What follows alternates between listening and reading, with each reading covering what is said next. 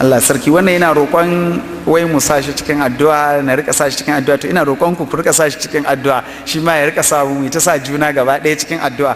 Addu'a shi ba wani abu bane, wato mun saba da wata al'ada wani iri wajen roƙon addu'a. Kullum wanda muke zato shi zaton mutumin kirki za mu zo wajensa neman addu'a, haka ne, daidai ne. Amma ita addu'a abin da ake so shine ka roƙi Allah da bakin da baka saba ma Allah da shi ba.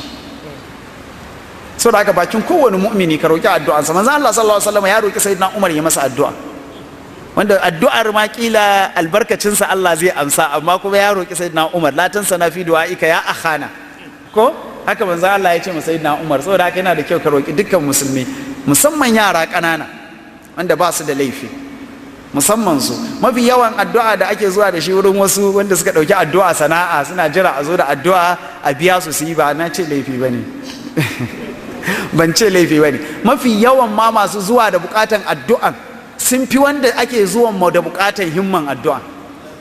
Kawai tasdiki ne na zuciya na wanda ya zo da bukatan, sai Allah ya kalli zuciyarsa ya biya masa bukatansa.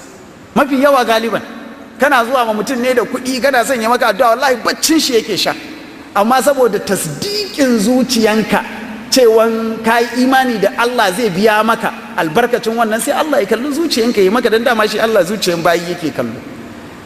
Zaman haka dai kawai, watan mafi abin da ake nema wajen bukata ba laifi bane. Kana da bukata ka je wajen wani ku ciniki, ai ciniki ka biya shi maka addu'a, ya inganta a hadisi, ya inganta, yana da asali. Amma dai mafi kyau kai aikin alkhairi ga kowa, ka nemi addu'an kuma bayan Allah. Kowa da kake ganin shi watan mutumin kirki ne, ka yarda da salahinsa, ko kana da kyakkyawan so da shi, musamman yara ƙanana wanda ba su taɓa saba ma Allah subhanahu wataala ba, ka rika yawan neman addu'ansu. Allah subhanahu wataala yana gaggauta karɓar addu'ansu da mabukata matalauta wanda suke cikin matsanancin bukata.